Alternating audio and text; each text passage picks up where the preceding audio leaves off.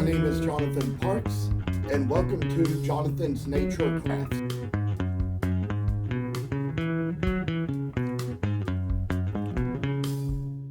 Well, I'll tell y'all that the last time I recorded the original video to this series, the first one, it was Super Bowl Sunday, and this one I am recording just a couple of days later. Of course, as I say, these videos are being recorded in February and will show up on YouTube in April. They'll be long recorded by the time this shows up, but I've got a few little random things to talk to you all about as I'm going to be sanding, and I will share a little info as to how it came down to getting around to it today. And just so you all know, it's like I work in a school cafeteria, as I've mentioned before, and you know, we've just had such bad times with snow and winter storms in our area, so it's an NTI day for the kids. I don't have to work, so I just come on, do this video and show you all a little sanding I'm going to do. We kind of did the Cardinals the last time, and this time around we're going to do these two Dachshunds, the one out of mahogany and the one out of walnut, and kind of just sort of put a little bit of shine and figure and character into these little thingamajigs. And whoa, I say, whoa, all this old work is just kind of getting so freaking ridiculously crazy and stuff, and not know what to daggum do with it. I say, and I'll tell y'all more about this sandpaper here. Back in the days, I used to use these sanding pads on the mouse sander and just kind of like have these little figures I made where I cut little shapes out of the scroll saw on exotic woods and put them together to make all these special creatures and special animals of the scroll saw type, with all the little different exotic woods, all the different colors of woods to make up the different parts of the figure. And I say I couldn't charge much for those. They weren't my best sellers, and the fact that I was making so many of those and they required so many sanding pads was the reason why before the pandemic I'd buy so many from Lowe's. And it just so happened that when the pandemic struck us, all the stores, Lowe's and Home Depot and them, were just selling out fast from things like this. There was hardly any of it left to get, so I kind of ordered a long time supply of some off of Amazon around the time. And of course, due to the way shipments were and all that other good stuff, it just kind of so happened that it was just that it took it months to get shipped here.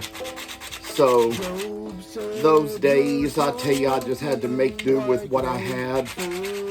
Even like threads to sew with, that the stores were selling out of those because people were making so many masks, and that kinda also being the reason why any thread I wanted to sew with I had to order online.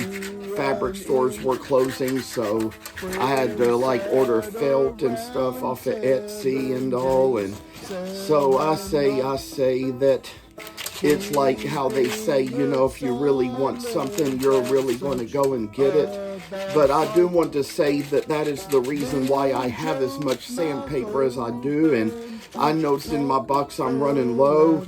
Don't have any new 80 grit pieces left, and probably only a few 40 left and a few of 120, 220, and 240. So I say that this is just getting about close to the time where I'm probably going to be purchasing some more sandpapers sooner or later to try to make it last. And as of one thing, Calvin Grant, one of my fellow wood carvers who's passed away now, told me when he was alive, he said, you want to get the fiberback sandpaper and not the paperback sandpaper, because the paperback sandpaper will wear too easily, but the fiberback kind of works a little longer, goes a longer way, and there's probably not too many grits I could get the best of the fiberback in, but even these pieces that are originally made for the mouse and detail sander,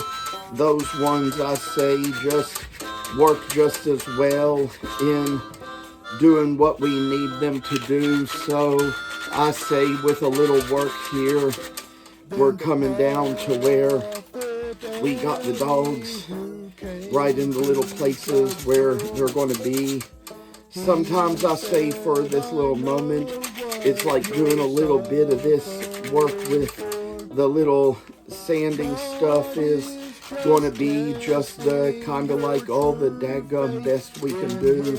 I say, and with all is just going to be what's going to, I say always work. So when we get down to it, we got a little puppy. It's going to make us all happy, see us all a little sad and lonely, but I tell y'all that, you know, dogs can kind of get that way. They like the company of humans, but sometimes to say, for them, sometimes even the company of other dogs is a little bit better. They very rarely get the company of other dogs, so it's kind of a strange, awkward thing, but I mean, you know, that's how they go. I think we're going to get a new piece here and kind of like start afresh with this, kind of try to get a little bit of awkward little freaky line out of the daggum piece of work, just to show what it's going to be when it all comes down to being a big mess that takes up our spaces and what we have and do for every bit of work we take. I say that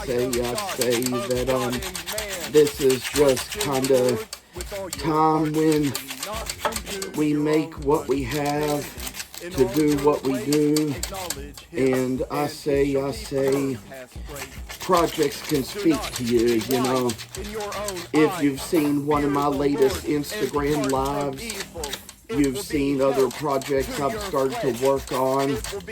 Of course, that live will be months old by the time this video appears, because I'm currently talking to the video around the time I recorded that live, but you can look back to February to see the live and all the things about just the little blanks I was showing, the little projects I was beginning to work on, and I say that it comes down to what we have in a project that